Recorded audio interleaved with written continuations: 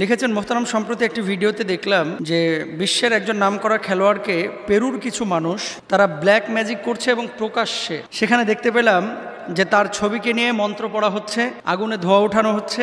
এবং black magic বলতে যখন ব্ল্যাক ম্যাজিক করা হয় তখন যে বিভিন্ন পুতুলের ওপরে, বিভিন্ন সত্তার ওপরে আপনার সুই ঢুকানো হয়, ছুরি চালানো হয়, এরকম কিছু জিনিস দেখলাম। ব্ল্যাক ম্যাজিক কি এভাবেই করা হয়? এবং ব্ল্যাক ম্যাজিক যারা করে তাদের ব্যাপারে ইসলামী শরিয়ার ভাষ্য কী? এতদিন তো শুধু শুনেছি, যদি আলোচনা করতেন। খুব ইম্পর্ট্যান্ট একটি বিষয়। আমিও প্রথম এই ভিডিও দেখলাম এবং আমি বলেই দিই, সম্ভবত যে প্লেয়ারের ওখানে ছবি ইউজ করা হয়েছে তার নাম নেইমার। দেখলাম কেন ব্ল্যাক ম্যাজিকের বিষয়টা আসছে। এটা কিন্তু রাসূল আকরাম সাল্লাল্লাহু আলাইহি ওয়াসাল্লামকে করা হয়েছিল। আপনারা জেনে থাকবেন এবং অবাক হবেন রীতিমতো।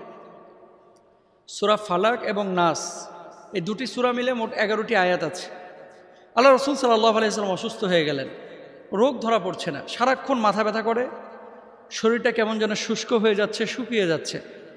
ঠিক এমন মুহূর্তে আল্লাহ সুবহানাহু ওয়া তাআলা ওহী মারফত আল্লাহ রাসূল সাল্লাল্লাহু আলাইহি ওয়াসাল্লামকে জানিয়ে দিলেন যে আপনাকে জাদু করা হয়েছে।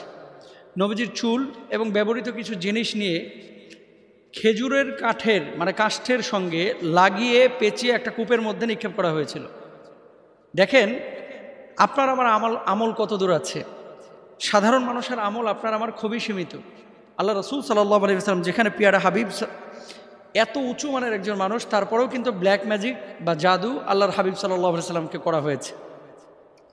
যখন ওহী মারফত জানানো হলো, হযরত আলী রাদিয়াল্লাহু তাআলা আনহু এবং অন্যান্য সাহাবীদের মারফতে সহযোগিতায় জিবরিল আলাইহিস সালাতু ওয়াস সালাম যেহেতু বলেছিলেন যে এই জায়গায় আছে, সেই কূপের মধ্য থেকে যখন ওই তাবিজ বা যেই জিনিসটার মাধ্যমে জাদু করা হয়েছিল সেই জিনিসটাকে উঠিয়ে নিয়ে আসা হলো, দেখা গেল 11টা গিট সেখানে দেওয়া ছিল, 11টা।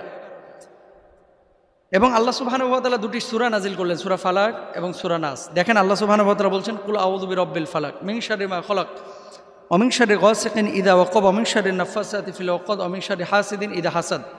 এবং সূরা নাসের আয়াতগুলো একটা একটা করে আয়াত পাঠ করা হলো, আর 11টি গিটটি যে গিট দেওয়া ছিল এগুলো ঠাস ঠাস করে খুলে গেল। সুবহানাল্লাহ।